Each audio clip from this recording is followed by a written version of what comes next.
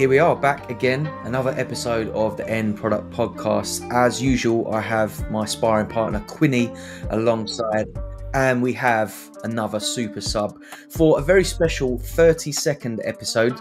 Tony Watt's squad number. He can't be with us this week, but substituting in, we have Chani.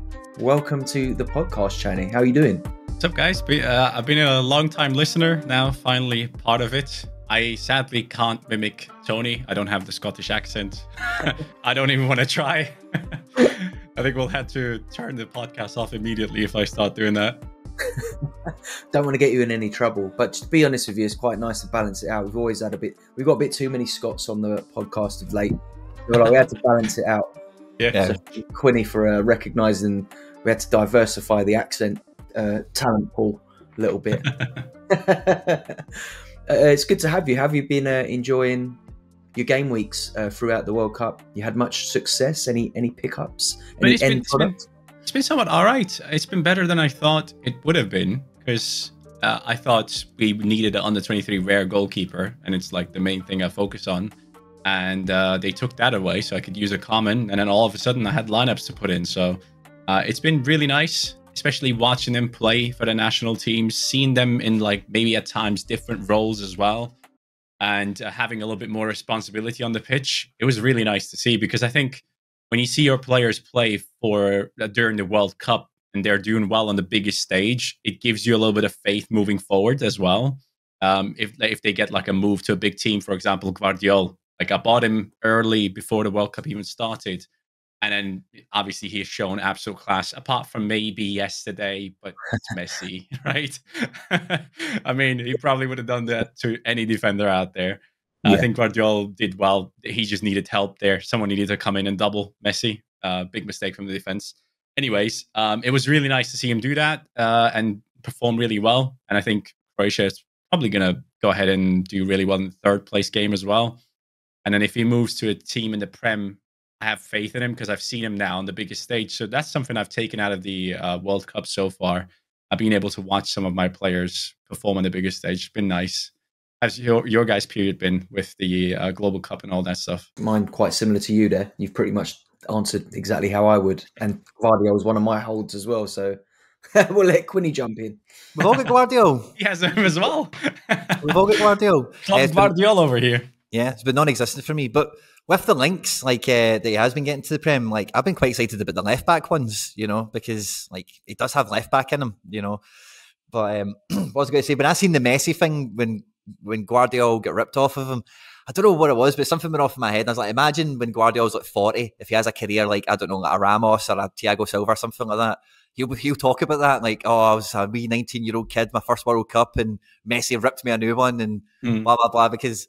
Yeah, he's been so great in this tournament, and everyone's got huge opinions on Guardiola and how good his career could be. And because the next team he goes to is only going to be like a top 10 world club, surely he's probably going to be on that path. So, like, I think even though it is a ripping, like it's probably not too bad an experience for him overall, because to beat the best, you got to beat the best, and all that good gravy, isn't it?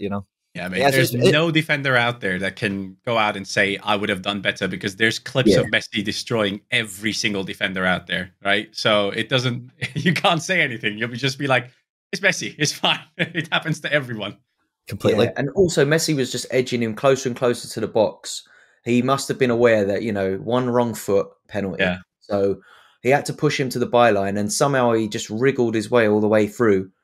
And, like we say, it's Messi. And yeah, when he's that close to the edge of the box, you got to be so careful. And I don't think he made any mistake there. I just think that the level that Messi was, his ball control and his awareness of where he is on the pitch, there's not really another player on the planet who might have made that look as easy as it actually was. So yeah. I agree. I think Guardiola will be just fine. And I'm sure he'll blossom into a top talent. He's already looking at a top talent as it is, but such as that fashionable signing at the moment, the left-footed centre-back, but especially one who can also be utilised as a left-back.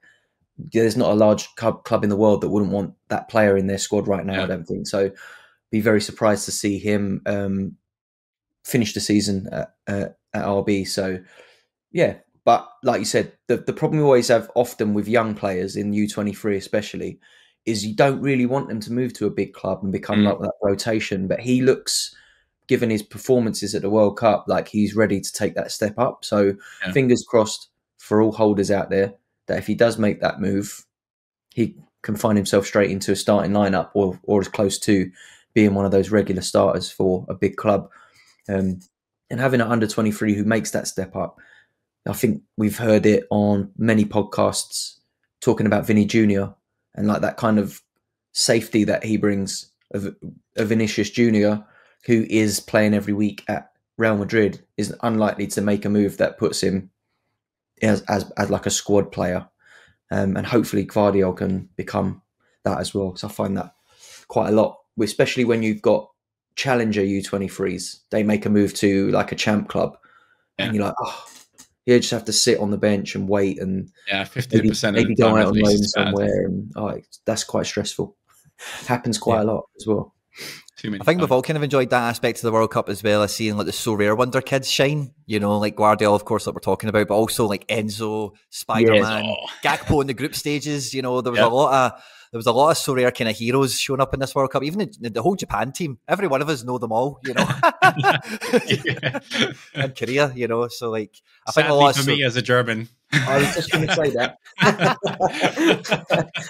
I definitely think that's given another angle on the World Cup for all of us, you know, as we actually like proper know like a lot of these guys that are breaking through. Definitely. Yeah, it has been fun in that aspect. So we're moving into the final couple of games now. You know, we've got the France-Morocco semi tonight, and then we have the third and fourth place playoff, which will obviously be the loser versus Croatia, and then the final.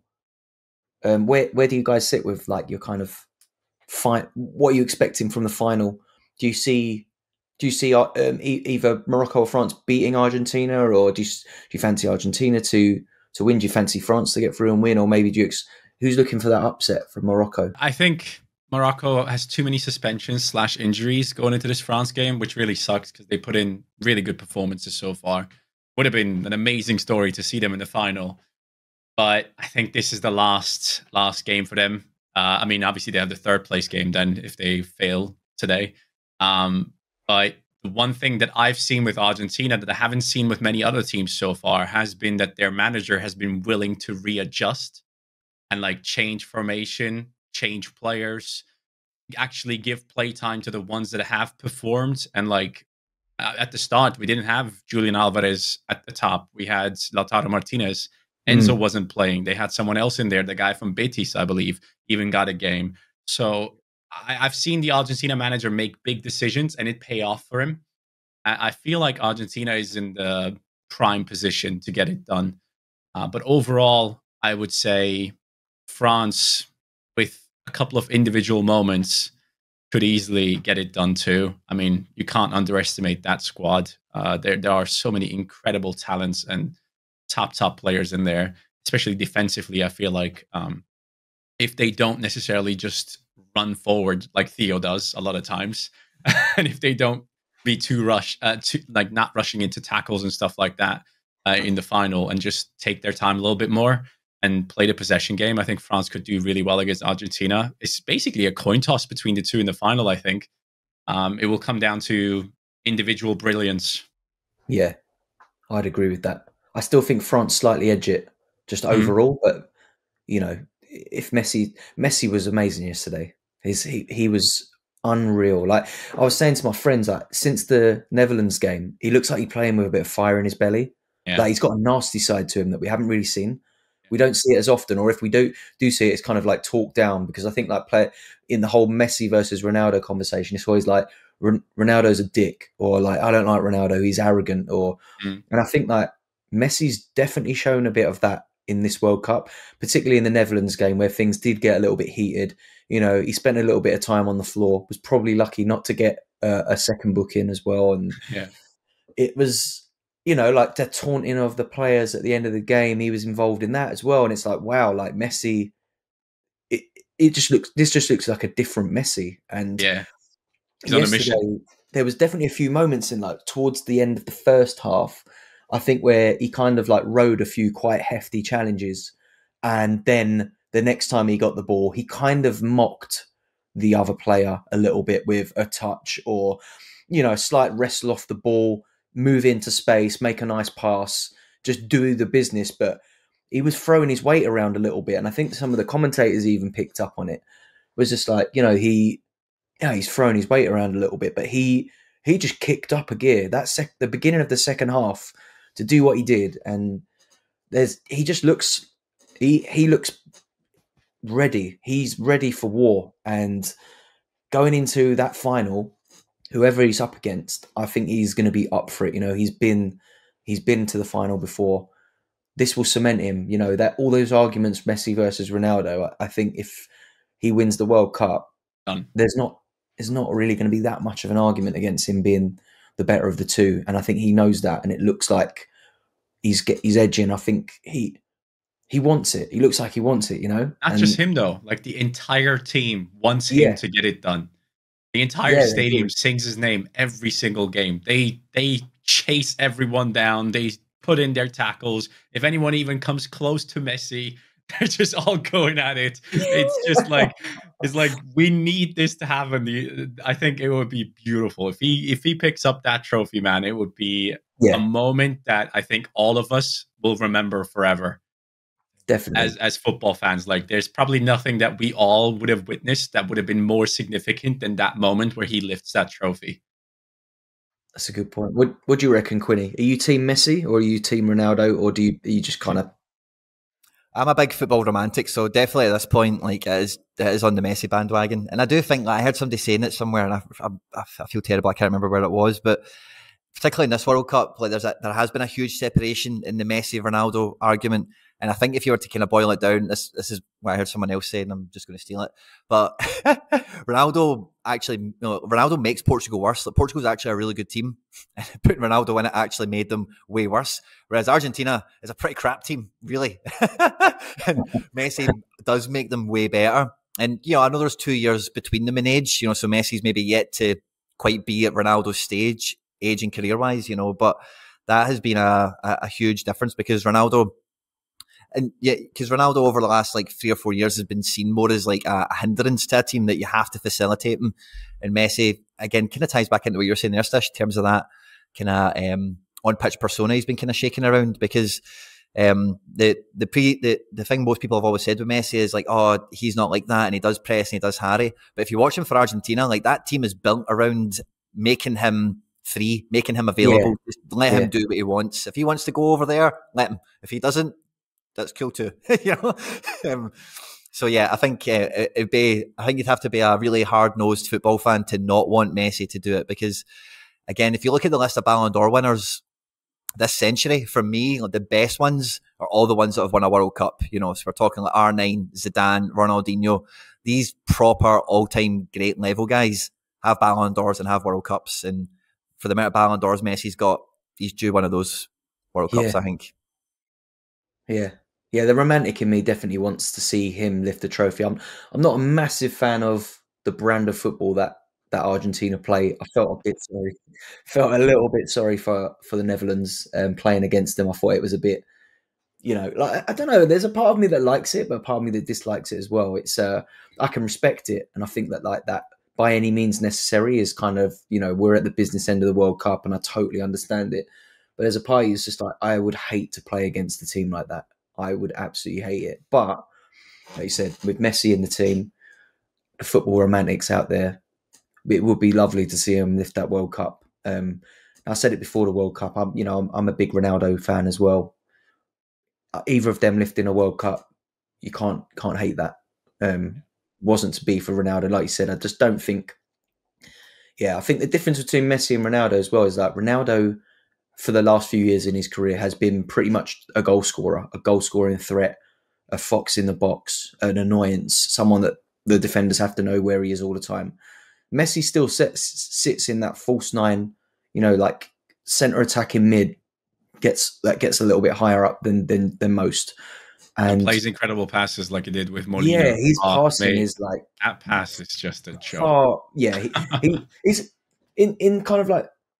If I look back as a United fan, Messi is closer to like what Rooney was in Rooney's like latter stages of his career than like Ronaldo has been in his. And I think that if anything, that will give Messi a bit more longevity, because he could be just as useful dropping a little bit deeper, not being expected to get the goals. Like the goals are not as big a part of his game as they are for Ronaldo. Without the goals, Ronaldo doesn't make a lot of goals. You know, he doesn't score as many free kicks as he'd like.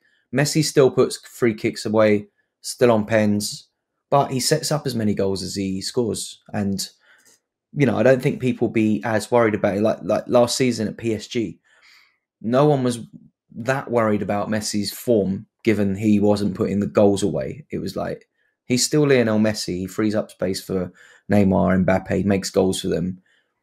That what didn't seem to be a concern. Whereas with Ronaldo, he was one of the top scorers in the Premier League, and people were still saying, what's he doing? He's making the team bad. He's this, that, and the other. And I don't necessarily think he made the team bad for United. It was just that he did not suit the system that we were trying to play. And although he still did score goals, it wasn't what we needed. And I think it's the same with Portugal. It's like Portugal's system and their team and like their strengths are not played to when you play Ronaldo as like a focal point. And that was proven as soon as they put Ramos into the team. Obviously, they couldn't get through the next stage. But I think, yeah, the Ronaldo, Messi, at this stage in their career, it's almost difficult to compare them because they're just not. They're not really comparable. Type really, of player. You can't judge them by the same metrics at the moment. Exactly. And I think on current performance, it's just like they're not in the same conversation, really, are they? As much as, you know, we all can respect Ronaldo's career and what he's achieved. Yep. Yeah. On current form, you can't. They're not in. Might as well compare him with Callum Wilson, and he's probably better off at the moment. Yeah, he's probably better off. Like you're right. You're right. It's just that's it. I guess it's a matter of like not being able to readjust to your age. Maybe that's one thing, and people can like point the finger at Ronaldo and be like, "Hey, you're not that sprinty, athletic guy as much as you want to be. Maybe try and play a little bit more for the team." And he just doesn't seem to have that team player mentality. Like you've seen it at United. I'm assuming yourself as a United fan, you've seen it where he comes onto the pitch, everyone tries to play it to him when the ball doesn't arrive at his feet or on top of his head. He just throws up in his arms, walks off the stadium. Like there's just so many things that just don't indicate that he's a team player in these times. I mean, I'm not going to be judging previously, but right now, as it stands, it just doesn't seem to be working for him. And I feel like it's like a struggle that's going on inside of him, where he's like really angry at himself, possibly, for not being able to readjust or not being able to put up the numbers that he used to be. And Messi has just plays a completely different game. Like he could literally you just need 10 people that run around, give him the ball, and then everyone runs forward and it'll just pick a pass out. Like he doesn't need to score. And numbers wise, you just won't be able to compare these two. It's been done for like this year, at least it's done. Like there, you can't compare them. Yeah, it's crazy. So we're all going for Argentina to win the World Cup then. I think everyone wants to see it, apart from like massive Ronaldo fans that like want him to have the Euro over Messi with the World Cup, you know? Yeah. But I think a lot of people will be kind of rooting for the Argentina squad. If Morocco makes it through, I'll be rooting for them. That'd be fun. Yeah. I said that in a tweet. I'm getting massive Greece 2004 vibes off Morocco. You know, like quite low scoring, hard to beat. You know, none of their players are like glamorous, except for maybe Hakimi, maybe Ziyech. You know, but like the whole team, it's just like solid pros that are in like the top end of European football, playing for somebody somewhere. You know, and it's like the sum of their, you know, they're greater. You know, they're worth more than the sum of their parts kind of idea. So that could be cool. One of the things I was thinking about coming into this World Cup that I was kind of rooting for is like if Mbappe was to win this World Cup, you know, that's two World Cups locked in by the age of 23. Like that's serious. That's Pele levels, you know, like so like that is a final. If it is France Argentina, like it's a real historic match in football, like for both and for all. So it should be a good final either way. Yeah, and who's to say he doesn't win it again when he's 27 and 31? Like they have so much talent. They can feel the starting 11 of centre backs. Like it's that insane.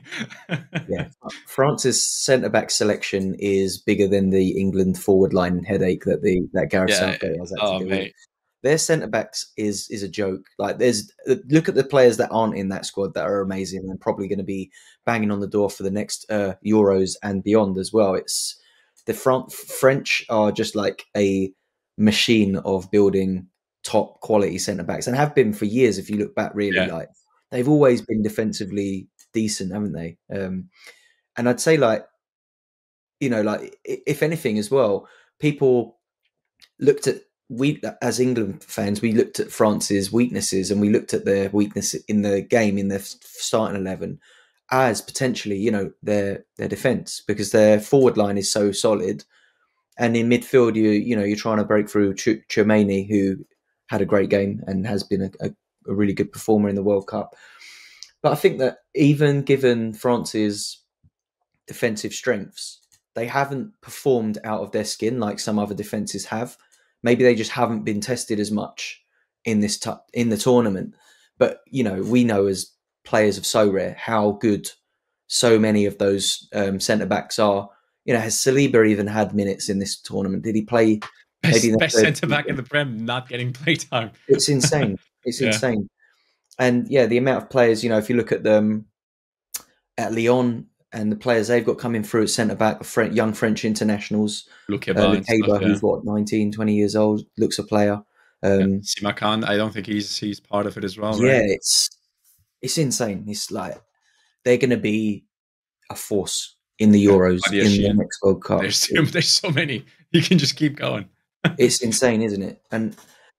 But like you said, like Mbappe, like in a few years' time, I mean, we're not really talking about Mbappe versus Ronaldo versus Messi yet, but like how many years away are we from putting him in the conversation? These Champions Leagues, you know, like top of, the France stuff's cool, but he needs UCLs to get into that chat, doesn't he? Just go to Liverpool. Yeah, there's no reason, you know, like the squad that PSG have that could, you know, or a big move to Real Madrid that's been touted for so long. It's bound to happen. One of Haaland or Mbappe will probably end up there at some point. It has to happen, right? Both of them Real Madrid fans. Like, I think it depends a lot on the financial side of things in Spain, isn't it? Because I think that we've seen the problems that Barcelona have had in recent history. And there's a lot of talk of like Real Madrid coming to a similar situation in the not so distant future based around, you know, financial fair play. And that may or may not happen to Man City in future. Who knows? Like, people are going to have to get a bit smart about how they sign and sell players. I think City have got round it by selling a lot of young talent, haven't they? Or like loaning players out. And yeah, people are starting to get a bit smarter to it. I think Barcelona have found themselves in a difficult spot. But if Real Madrid can stay wise to it and pick up an Mbappe and put him into that side, you know, I mean, they're going to go through a midfield overhaul, aren't they, in the next year or two? Now, like Modric and Toni Kroos, I think his contract might even be up this summer. So it'll be interesting to see if he renews or what. I mean, I wouldn't mind a little Toni Kroos MLS activity. I think that'd be great for SO5 as a holder. He'd get 100 points every game. I think he's on record as saying he wants to retire at Real, by the way. Yeah. I mean, so he still plays nearly every game, right? He's not that old yet. He's still, 33, 34? He's still got a few years on Modric, hasn't he? I know that much. Yeah. Well, I don't know. Like, when I've heard him say that, you know, and then if I didn't realize his contract was up this summer, I thought it was maybe next summer. But as we're talking about it now, I remember like Andre Schürrle retired mad early, if you remember as well. Sometimes these guys, you know, they're like, oh, I've won everything, you know, I'm minted. Yeah. Cool. Let's just call it a day and move on. Maybe some of them get to that point. People just don't live that lifestyle where you constantly need bags and bags of money, right? They're fine with what they've earned and happy with their lives, with their family. I mean, he retired from international football some time ago now, didn't he? How old was he when he retired from international? Maybe the last World Cup for Euros? Euro, I believe, right? Last Euros. It wasn't at the 2020 Euros. It was the one before that, maybe then. Was it? Was it not 18? In the last squad? 18 where he scored that free kick. Yeah, maybe. Yeah. Yeah, I mean, that's early, isn't it, for like a player of his caliber to retire from international football? I mean, he won it all, hadn't he, really? But he could still probably get into the German side, like arguably the starting 11. I mean, you know better than most. Right back. If anything, which he hates. I think Philip Lam retired in that kind of similar situation, didn't he? I think he retired World Cup champion. I think he retired after the final. But he was like 34 or something maybe at the time. I don't think he was like he wasn't quite 39. Old. Yeah. He wasn't like proper pushing. I think so maybe it's a wee bit of a German thing. I'm just thinking about Schürrle and Lam now all of a sudden and whatever. So maybe it's one of those things. Yeah, that'll be interesting. So on the subject of the World Cup, sort of take it back into the Sorare. How have you got on, Chani, in your Global Cup? Have you been engaged with Global Cup that much, or have you been focusing more on the other divisions as and when they've opened up? As much as I haven't necessarily won anything during the Global Cup, it's still been extremely enjoyable to follow the players that I've had. Like, it's been nice to have a Messi for once. It's been nice to be able to experience that as a Sorare user, because if I want to experience it otherwise in like the rare division, I'd probably have to sell half my gallery. So at least. Yeah, it's been nice to be able to use some of these players and get to know them in terms of like Sorare scoring and how they do. And maybe some of these guys are players that I would like to pick up moving into the future. Like, it's been a great experience. And I love the fact that many times already we have seen so many people who finished like in the topper echelons of the Global Cup have accounts that were already maybe playing, but only had like a couple of limiteds. And now all of a sudden the guy wins an Mbappe, a Neymar, and all those things. Like, it's been beautiful to watch. And I really hope that soon enough they come out with an announcement for something that's going to happen after the Global Cup, because they are in such a good run right now with this mode. The only thing that I can really point at and be like, oh, this is a big mistake, is like that they didn't have the Sorare app for this Global Cup, because I think that would have been a huge opportunity to have it on everyone's phones, right? Like, being on everyone's phone is extremely valuable. And sadly they missed out on that opportunity. But overall, I feel like the Global Cup has been amazing. For a free to play a game, it's been received really well by my viewers, at least, who have come over from like my main channel and all those things. How many of your viewers do you think will be engaged enough to continue beyond the Global Cup? I think that's the big challenge they have now, isn't it? Like, how do you keep these new users interested? I mean, I've had 2,560 people in my private league, and I'm assuming a lot of them are probably people that came over from my main channel. I'd say a nice like 10 to 15% of these people will still remain interested. And the thing is, like, even if not all of them continue to play the game and invest into the platform, I think the brand recognition has gone up levels with this tournament. And everyone I see on Twitter, all the FIFA content creators, all these guys were involved in promoting it. And I feel like now more and more people kind of get to know it. And I watch Nep's streams all the time. He has thousands of people watching him play FIFA, but like, there are so many people in there constantly saying like, I'm here for the Sorare content. Like, show me your team, show me your lineup. And then they're like, ever since I started playing Sorare, I haven't touched Ultimate Team. And it just shows, once people get into this product, once they understand it, they just don't leave, because it's so much fun.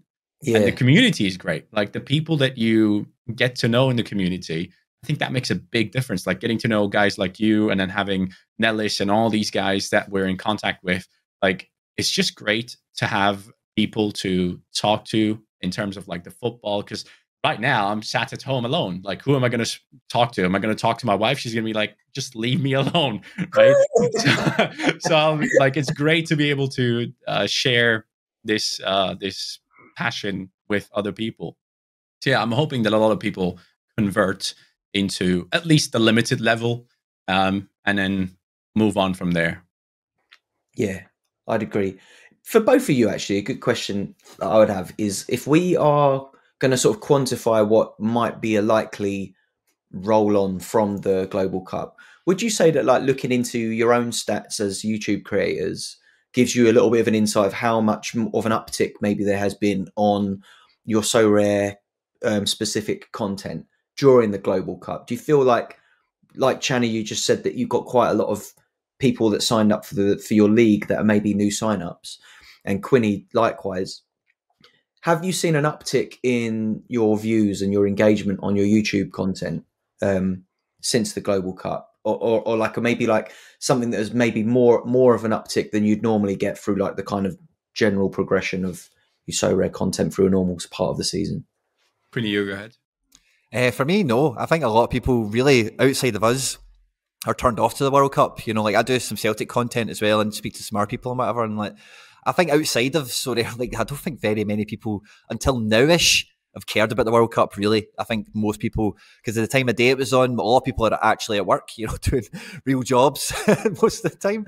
So like 10, you know, all the early kickoffs and whatever, school runs and stuff, you know, whatever. So I think and with it being in winter, blah blah blah. And then the political stuff that maybe some people have got, you know, a stance with or whatever.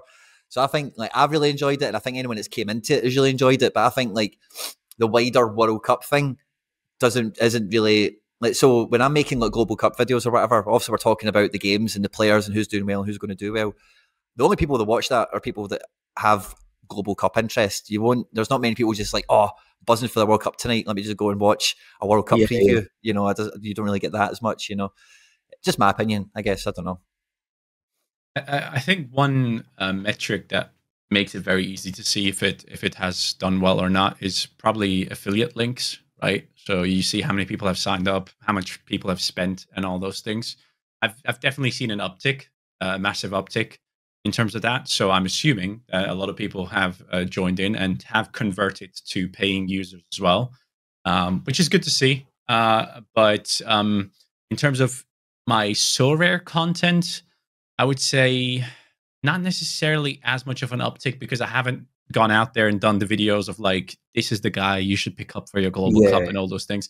I just update people on my road to glory, so to say, with my players and how they have done. Like, I'm not necessarily interested in trying to suggest players to others as much, because I feel like I don't want to be in a spot where I suggest someone, hey, this guy could do really well, and then he doesn't play or he breaks his leg. Like, I don't want to be the guy that initiated that, right? So I don't want to be associated with that. So I'd rather just keep people updated on my journey, and that's it. But one thing I've definitely seen is like a decent uptick in terms of like my main YouTube channel with the FIFA videos.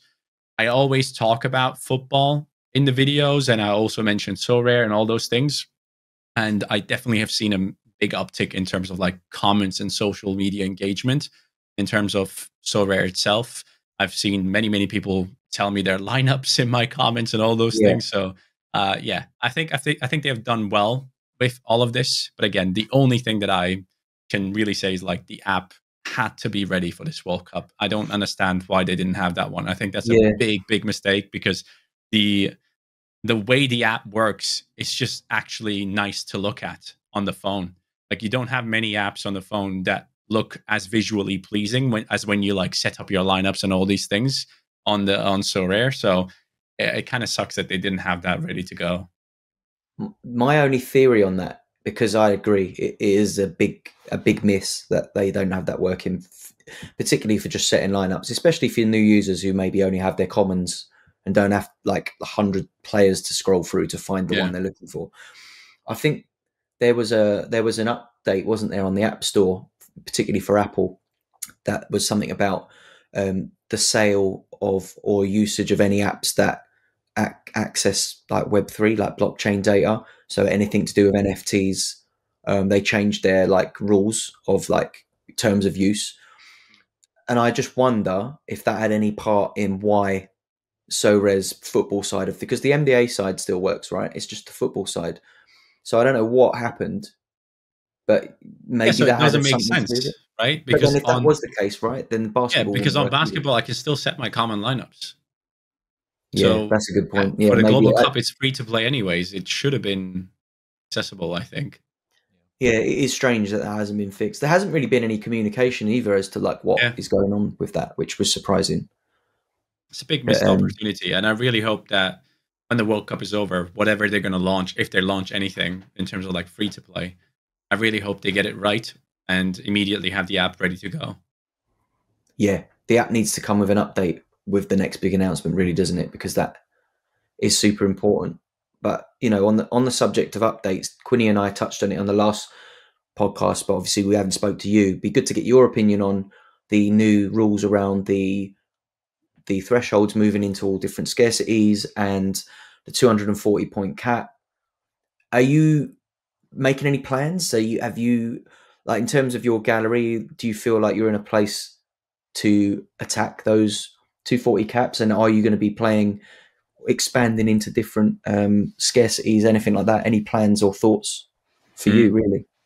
So initially my reaction was positive, and it still is mainly. The only thing that I don't like about the thresholds is that we don't get the captaincy bonus or the XP bonus. I think one of the two should be in, because 240, trying to hit 250, I think it's going to be way harder than people expect, because right now everyone is used to their bonuses, their XP, their captaincy choices making a big difference. And taking all of that away, I think it's going to be extremely hard for a lot of people out there to be able to engage in this, because you do need a somewhat larger gallery to be able to pick and choose players that just fit perfectly for that week. So, for example, I have a Florian Wirtz. I know his L15 is a 0. His L5 is a 0. So I know, like, as soon as this game mode comes out, even though he probably will have played until then, but technically, if it was to come out like tomorrow, I just pop him in there and have a massive advantage. And I think there's going to be plenty of moments like that. And it just, I don't like the fact that we don't have the XP bonus. I think that's one thing that people need to be rewarded for. If I go out of my way and get myself a player that has like 10% on him, I want to be rewarded for it in no matter which game mode I play. Especially if you give me a cap that is below the point total I need to reach. And being somewhat consistent in it is going to be very hard to do unless you have a large gallery. And I don't think that's what Sorare necessarily needs to target. I think what they need to target is converting more of the smaller galleries into those thresholds, ideally, because most of the money that they probably give out still remains on a platform. They're not necessarily losing that money, right, when they give it out in most cases, I feel. And yeah, I just think there are going to be changes. I don't think this is going to stay the same way it is now and the way it's been announced. I feel like there's going to be some quick changes to this, because more people will then realize, oh, this is not exactly as I expected it to be. I don't like this. And people will be very loud about it. And I think Sorare will react. But in general, I like the fact that we have thresholds now in every scarcity. I like what they've done with it in terms of like converting the whole thing from just rare into limited, super rare, and then having different payouts for those specific leagues as well. Like, it encourages me to go out there and make changes to my gallery, because I've been playing rare all the time. And now I'm thinking, oh, maybe I should pick up a couple more on the 23 super rares to possibly have these guys who are normally like backups or substitutes in this game mode, where if they come on as a sub and score, I'm looking good, right? Yeah. Just to have extra utility for those types of players. And yeah, I think that's just generally my thought process. I think there will be changes to it. I don't think it stays exactly how they have announced it so far. What are your guys' thoughts on it? What are you saying, Quinny? I think we were both like pretty positive about it, weren't we, on last week's? And I still feel like pretty positive. I've actually made a few moves in the market to try and. I think I'm quite fortunate in that I have a lot of super rares that I've won in like D2 that aren't great and have been hard to shift up until this point. But that super rare threshold is really appealing to try and get for me. Like, that's a nice amount of money to win. And I have 2 uniques up to this point, and this week I bought a third. So I'm in a position now where if I buy one more unique, I could potentially look at that unique division ETH scraping on a week where the fixtures sit right for me. I don't think that my uniques are strong enough to potentially enter them into a D1 unless I have some freak week where my teams are some of the only ones playing, therefore I have the best potential lineup. But the ETH scraping, what is it, $250 in the unique? Yeah, that's incredible. If I had a team that could enter that, I'd be looking at that quite seriously, because, you know, like a card win, 0.25 ETH card win would probably be like a tier 1, maybe. Yeah, but how many people can play it? I really Exactly, wonder yeah. how many people can actually play that division now. Like, yes, there is an incentive to go out there and get these uniques now. The floor might go up a little bit, but I just don't think there are enough people right now that play the unique division where it will actually have an impact. I feel like Yeah. it's going to be a very small amount, a small group of people. And yeah, I think the idea is right, but as things stand now, it might not be the best move. I don't know. Yeah, I'll be interested. What about you, Quinny? Have you been looking at your gallery, thinking about how you're going to attack this? I was really excited about it. Obviously, when it first came out, and I still like. We were actually chatting just before we came on. Like, I think what I think what this threshold probably will become and seen as being in the game, like, will be pretty important and pretty valuable. But like Chani kind of says, like, there is definitely, there's early signs that there's some kinks to be worked out and some tweaks to maybe made. Like, listening to Chani, like, it's definitely put the light bulb on for me that, yeah, like, I think XP probably would be pretty well served in this game mode, whereas I never really gave it much thought when it first came out. Because, like, if you are going to assemble a little squad and rotate fixtures through or whatever, you should have that reward of the XP for having the NFT, for keeping a hold of it. Yeah. And then, like, if you do want to flip flop and move through the market and chase guys that have an L15 or 0, then the penalty for doing such is you'll probably have a card with lesser XP than someone that's held on to him when he was injured and trained him up and So I think that's definitely something I would think about. But what I would worry about is if they did say, yeah, okay, well, we'll add in XP, but we'll now change the cap to 230 or something like that, or we'll change the points required to be 260 or something, because I think they've factored this stuff in. Like, what if we give them XP? What if we give them a captain? What if we make it underdog? What if we make it this? What if we make it that? And I think most of the time with Sorare, like, they don't like to, like, wholesale change things again. They're really happy to tweak and iterate. And I think they've probably done the checks and balances on, we pay out enough where this is a win for the community, and equally we're not going to shoot ourselves in the face by giving this away. I think that's, from the wording that they put out anyway, I think that's what the goal's been. And I would worry that if we do get something that sounds cool, maybe makes it a wee bit harder in some other contexts, perhaps. So maybe a wee bit of be careful what we want. What do you think about that? It will be interesting to have a look on Sorare data in those first couple of game weeks to see how many, because I know a lot of people have kind of like built out the sort of financial models based on what the current scores are, but obviously they've done that based on, the average XP of a player, rather than like who's putting teams of like plus 10% into the sort of ETH grinding divisions. And I think it will become apparent pretty quickly. And as Chani was saying, and yourself, Quinny, I would expect changes to come in pretty quickly, maybe in the first month even. But yeah, XP is a good talking point. I've definitely got a few cards that in All-Star, like, rare, I look at and think, I think I've got like, I think my Paqueta is like 11.5%. And then last season we had all the like Napoli cards who, I think, like, at one point, Koulibaly is like 13% as a yeah, rare. exactly. Yeah. And if you put him and a couple more of those into like your All-Star Pro, they don't really need. They need to have they can have a below average game and still make you hit, that small threshold. And you get rewarded for it, right? Like, you have to work for these players to get to these ratings, or pay up because you want these high percentages. This is it. And I think if we look at basketball as like an example of like how we might have to play this game, because basketball has the caps and has the contender and the champion, and how important it is in those divisions. If you really want to compete for the top prizes, you have to be in the market, trading, chopping and changing. But then, if you're doing that too much, you are losing your XP. So then it pays to have a bigger gallery of players that just sit in training most weekends.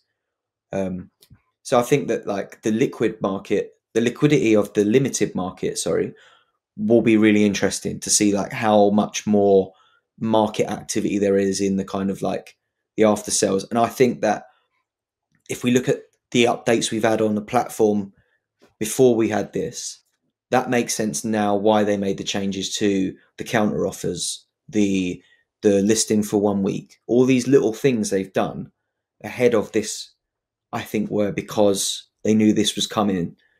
and they needed to make sure that like it was a bit easier to swap cards with other managers or get the price you want, or list it for a bit longer so that the market stays liquid longer and the prices maybe change a little bit more less frequently than they have done. And basketball, as someone who I don't trade a lot on the basketball side. I've got a basketball team and I kind of like reuse the cards that I win. I sell the odd one. I don't buy that many unless like I'm looking at my team and I'm like, wow, I'm super competitive this week. If I can just get that one player that pushes me into that potential tier 1 category, then I might pick up a limited. But I've got a few rares. I haven't got too involved in rares, but I do still think that rare is probably the play on basketball. But in the football sense, it's actually gonna burn a lot of XP, isn't it? Because when you buy a card, it loses 2%, doesn't it, as well? So like over the course of the next few months, with people swapping and chopping and changing these cards, a lot of those high XP cards they'll banish. Yeah. They'll end up with 0% again. And it'll be worth even more to have the high XP cards now in the regular game modes. Yeah. A lot of people might lose a lot of XP. And I think that'll be interesting, won't it? Like those, talking of like players like my Paqueta, why would I put him in the 240 cap when I could use him in All-Star Rare Pro or something like that, using where I'm going to get the utility of that XP? And it'll be interesting to see what does happen to those kind of like legacy players who we know have the big XP because their team, they've moved to a team that's not covered or something like that. Those players who we all know have an XP will become like unicorns on the platform, like we've seen with, during the World Cup, those Chinese Super League players. Like I've got Romulo and Kim Min Woo and people like that who are just racking up XP for fun and putting out big scores outside of the World Cup games. We're going to see a lot of that, I think, through this 240 cap, where certain players you just won't see used in that division because they're losing all of their, their extra power.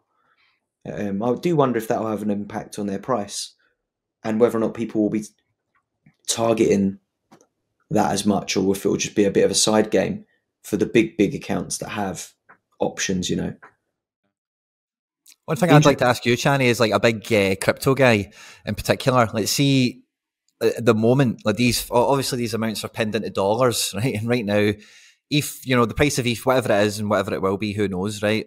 But if we suspect that this is probably a lower point for ETH, generally speaking, than what it maybe will be, generally speaking, in the future, do your own research. This isn't advice or whatever, but do you think for like people like us that have access to the game now and have an understanding of it, that accessing every amount of free ETH that could be pulled out of the game is something worth going down? Or do you think once you get to the limited threshold, it's maybe not worth your while?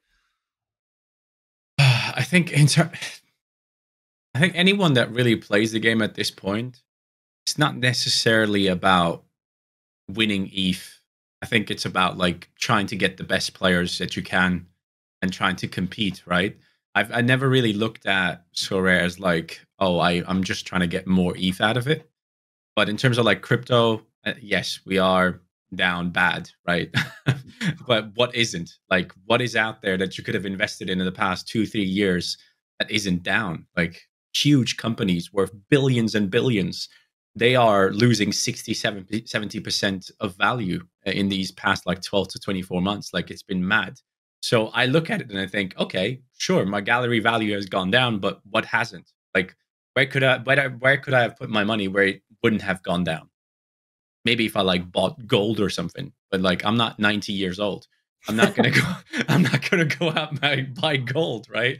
So I'm just like, in terms of like trying to cash in or get more money or like invest into crypto, I don't think people should be looking at Sorare that way. I think a lot of people have kind of like misdirected by like, even I myself, like I looked at you guys when I came into Sorare, I looked at your guys' galleries and your like gallery evaluation graph on Sorare where it was like down here and then it goes up here. It's like, oh my god, I want to be that guy, right? I want to be the guy that puts in 5K and turns out like with a gallery worth 200K in 2 years.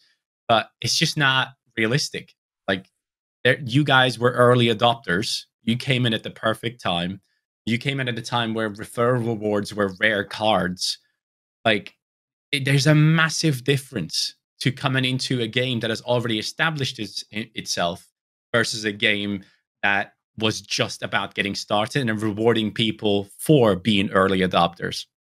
So looking at Sorare now, just try to have fun with it, man. Don't put funds into it that you are like not willing to lose, because anywhere else you put money into, everything goes down. There's nothing necessarily that is going up unless you somehow bought an under 23 player that's like 17, never played a game, and all of a sudden he's the best player in the world. Like that's not going to happen too often.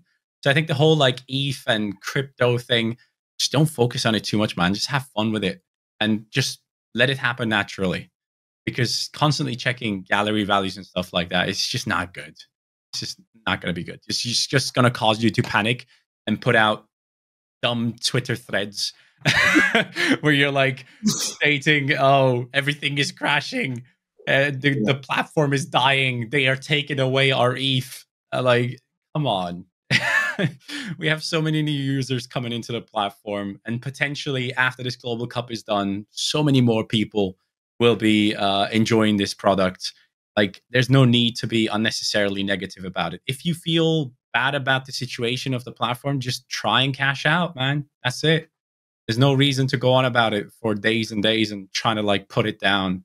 Makes no sense. Yeah, I think we've touched on this before, haven't we, Quinny? That my theory on it is that most of the people that are the loudest on social media are people that have probably already sold and are just like trying to justify that they didn't get out too early. So, they want to see it crash and burn because they want to be correct about when they sold their gallery, and they're just doing it because they feel like this bitterness towards the fact that it's maybe progressing beyond how they thought it would, Yeah. And I've definitely seen a few even kind of own up to that in the last couple of weeks, where they got called out on social media. And they're like, yeah, maybe I did cash out a bit too early, but there's so much stuff they need to do. And it's not a personal dig though at these people. Like, it's just human behavior, right? Like, when you like are overexposed, you're just mad. You're just mad at the world, right? And you're not happy with how things are going, and you lash out at anything you can find. It makes sense. I understand. But at the core, I feel like a lot of these people that are being negative about it still really love the product, but they just wanted to dish out free money, which is just not going to happen. But that's why sustainable. Up until now, maybe, yeah. So it will be harder to pull this out, no two ways about it, and like you make a lot of great points there, and I definitely echo everything you've said there in terms of focusing on the gameplay rather than gallery values and all that kind of stuff. That kind of crypto element is something that almost everyone does have to overcome in some way or shape or form when they get onto Sorare, because like the NFT element, the NFT element, which is great, and it's something that I think like I'm telling myself now more when I'm making content. This is something to be like shouting about. This is actually something that's really cool, because like maybe over the last 6 months, 8 months, I feel a wee bit of like, if you bring it up, you then need to explain it, and then some people will think it's too complicated, and some people will be put off by it, but it's actually a really good thing. But I'm kind of back to that point now where I do think that all this stuff is the stuff that should be like kind of front and center, and like you own I don't know if I've said it in this recording, but I've heard myself say it 1,000 times on edits and stuff like that. But you only spend money on these cards once. Like, you don't need to buy them all the time. You don't need to buy cards every season, every week, every month. Depending on what your disposable funds are, as well as what your objectives are in the game and how much fun you want to have, or any yield you do want to go and grab from it. But yeah, I've kind of lost my train of thought now. But that was basically the main crux of it. Is you buy the stuff once, and then you're in the game and you're playing it and you're kind of progressing and moving on. And there was a really good Twitter thing that kind of popped into my head, but Ramper probably not too far away from doing off-ramping now as well, which could be something, and that ties in, Chani, to what you're talking about again with like the app being available, and then maybe the conversion from the people from Global Cup to in. It's all these little quality of life things that just makes it like everything else is probably what's left to be installed. We've had tons of these updates. So like, I came into Sorare 2021 December, and at the point in time where I came in, the game was extremely raw. Like, it was simple, straightforward. not too much to think about. Then all of a sudden we get new divisions, we get specialists, we get underdog, we get all these things that get added into the game, and so many updates, so many things that people have been requiring, counter offers, all these things have now come onto the platform. It's like, guys, are you not realizing how this product is developing during the possibly the worst time in the economy? Like, they are building, they are constantly upgrading, and they are probably still like bringing in new employees and growing the product and the company. Like, how are we going to be sitting here and like acting like everything is crashing and burning when it has improved so much in so many ways? And even like the regulatory side of things, it has been recognized in not gambling, which is huge, obviously. Like, all those things, so many things have been going positive. Licensing, so many clubs, so many leagues. Like, it's on EA levels of licensing. I don't even think EA have this many licenses for FIFA. They have lost licenses to like Konami for like these Italian teams and all those things. Like, it's incredible what they're doing, but I feel like people are just so focused on the gallery values. None of this would be happening if ETH was like stable and we wouldn't have come down. Like, people are only complaining because gallery valuations are down. It's not like you lost these players. You still have these guys. You can still yield off of them. You can still use these guys in competitions. And I feel like if we didn't have ETH halving in price, no one would be talking about these things. Everyone would be raving about the fact that the platform has gotten so much better. Yeah, I think I said that last week, didn't I, Quinny? That like, we don't hear anyone complaining about their gallery values when ETH is like going up 50% in the course of like a couple of months, because their galleries, you know, the price is kind of more pegged to the pound, but or the dollar or the euro, whatever you spend in. But that is like reactionary. It takes a few days. Like, if ETH goes down 20%, your gallery goes down 20%, but then eventually like the pound price will kind of come back to somewhere nearer where it was before the big drop, or, you know, and then so like you might see like your ETH balance going up, but your dollar like value coming down a little bit. But on the flip, when ETH goes up, like it rockets up when it has done in the past, your pound value does not drop at that same rate. So your gallery value continues to go up as well, but maybe you lose a bit of the ETH value of but you know, like the actual like monetary value. And it's like, these are things that like exactly what Chani was saying. When we're in a kind of downtrend, there's not a lot of good news in terms of gallery, unless like, I think there was definitely a time I looked at my gallery value and it was quite high in ETH. And I remember hearing someone on a podcast explaining why they sold their gallery, because they were big into crypto. They got into this game to earn ETH, and ETH took a massive hit. The gallery prices kind of reacted, but it meant that their gallery was worth like 200 ETH or something like that. And they were like, I want 200 ETH. I will sell my gallery. They were like, I'm here for the ETH. Like, I'm never going to get more ETH than this for my gallery, because when ETH comes back out or like pops back up, their gallery goes down to like 100 in ETH or 120, and they sold it for that. But like, if you are here to play the game, as you're saying, like, don't focus on your gallery price, especially where the market is at the moment, because we're in a downtrend. And that, you know, I feel like, as much as I do feel like we're a little bit more closely pegged to the fiat rate, it's not exactly the fiat rate. And I think if we start seeing an upward trend for ETH, we'll see a lot less people complaining about their gallery values. That's for sure. Yeah. And then FOMO happens. Everyone jumps in. Like, absolutely. That's the thing. Like, as soon as things go up again, everyone's like, "Oh my god, I need to come back. I need to play this game again." Yeah. Like, it's just everyone that is left.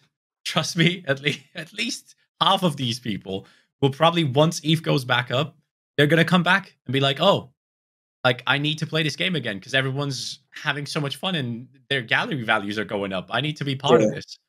So yeah, it's a weird situation to be in, because like everything outside of Sorare is dying too. Like, everything's going down. Yeah, I don't understand how people can like point the finger at their gallery values and be like, "Why is this not going up?" Like, nothing is going up. Nothing, absolutely nothing. I think it's important as well, people remember that every single person is only acting in their own best intentions when it comes to Sorare. And in terms of like, if you know, there is big creative stuff getting drawn around and all the rest, so everyone is only acting for the most part, and in their own kind of, like, the thresholds coming out is huge news for me, because last time the market took a mad nosedive, I just went and bought mad super rares that I can't sell anymore, and now I'm looking at a thing that will pay me £100 a week for the super rares I've got. So obviously I'm buzzing, because I'm thinking about my club, and I'm thinking about all the cards I can play and all the divisions I can go into, and what if I add this and what if I sell that. And so whenever I'm talking about this stuff or thinking about it, that's always the first lens I'm going to talk about it through, same as you guys and same to anyone listening to this, So particularly when it does come to, like, because everyone will listen to other people to try and gauge your own opinion and your own stance or your view on things, whether it be anything to do with Sorare or outside of it. And I would just say, particularly with Sorare, it is important to remember that ultimately what you do think of your own club and your own gallery is the most important thing. It's not what anyone else thinks about it, whether it's worth more, worth less, good, bad, or anything else in between, sort of thing. Because there's been times in this year where I've looked at my gallery, whether it be the valuation of it on Sorare data or even the makeup of it, and like, oh, I've got too many supers, I've not got enough of this, or I've not got enough of that. And when the opinions, again, like if I spoke to other people and went, oh, what would you do with a gallery like mine, the advice I might have got might have been right good at the time, but maybe now I wouldn't be quite as chuffed about some of the stuff that's going on. And it kind of ties into what Chani was saying earlier. Sounds like what the episode of this podcast will be, what Chani said earlier. But if I just looked at gallery valuations, like I would have went through different points of the year and went, oh no, but what I'm doing is totally wrong. And I would have, thrown the baby out with the bathwater, and who knows individually what kind of situation I would be in for my own club. And we're talking about FOMO and we're talking about all sorts of stuff. But for me individually, Jonathan Quinny, one of the things I avoid in my life as much as I possibly can is regret, and like I always regret, I know what I'm going to regret and what I'm not going to regret, whether it is taking risk or taking a chance or listening to advice or not listening to advice, And I think I'm quite well tuned to knowing that I'm not going to wake up tomorrow and regret anything, kind of idea. And whether it is buying a card, selling a card, playing the game, not playing the game, whatever, like as long as you've got that, I don't think you'll go too far wrong. Yeah.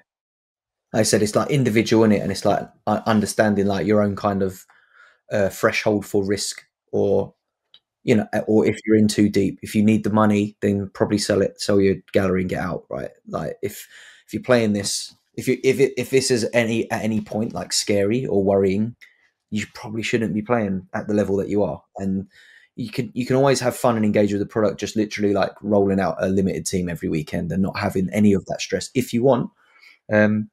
Yeah, that's the thing, really. I think it's everyone's different, isn't it? And if you look at your gallery and you worry about it on a day-to-day basis, you're probably overexposed and you should think about selling some of those cards and like kind of like alleviating some of that stress from your life. Definitely. I also do think some of the downward pressure on prices is probably because this is one of the first kind of light moments we've had in a little while, where the market does have a wee bit of lubrication, and some cards are moving around. So people are just selling stuff because there's more people out there kind of happy to buy now. Like super rares in particular, I've sold 3 super rares for about 0.2-ish over the last like week and a half. And they would have been listed probably for much longer and not even getting offers on them now, So when, people can sell stuff because people are buying stuff, that's also something to think about, as much as like, and fair enough, maybe the prices that they're going for don't work for your gallery valuation because somebody's just sold for 5% under the floor. And if you do that over 10 cards, your gallery's maybe down 8% on total or whatever. But I say if somebody's selling something, it means somebody's also buying it. And that's the way the market rolls. That's it. So we're getting close to the end now. We do have normal football resuming pretty soon. How excited are both of you for that? Oh, mate, I can't wait.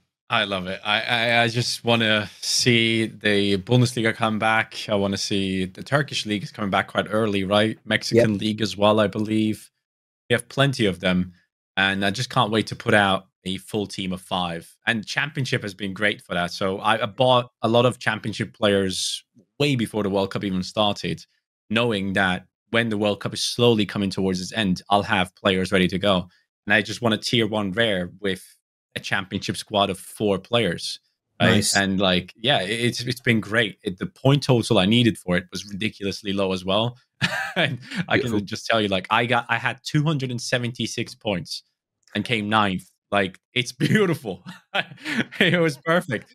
And these are the weeks where you can make a huge difference. Like, people underestimate these low match filled weeks. And like Harry Trades is the best at this. This guy, every time there's only like 5 games on, he has players in every team.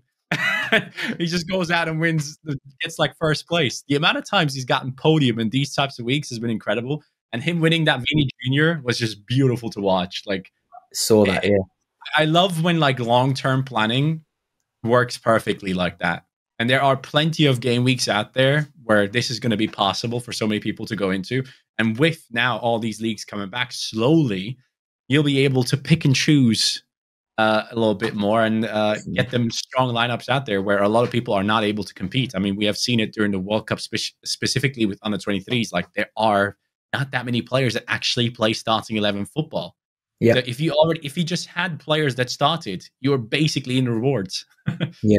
That's how it's been working. So I can't wait for all these to come back and get going again. Quinny, I bet you can't wait for a bit of Celtic back on the screen. I can't wait. Done a lineup builder about 3 or 4 times. I actually done it a wee bit on the stream the other day there.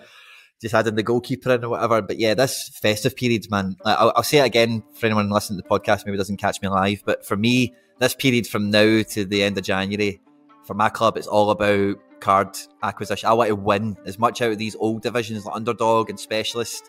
I want to pull as many Tier 2 and Tier 3 supers, as many Tier 2 and Tier 3 rares as I can get my hands on between now and then, that I can just throw them in the back with the rest of them, keep them going. So then when it changes, we've got bullets locked and loaded, ready to fire off. What do you guys actually think about these remaining weeks with Underdog and Specialist? Do you think there might be an opportunity to go strong in there? Because a lot of people are going to be like letting players go and all those things. I'd say so.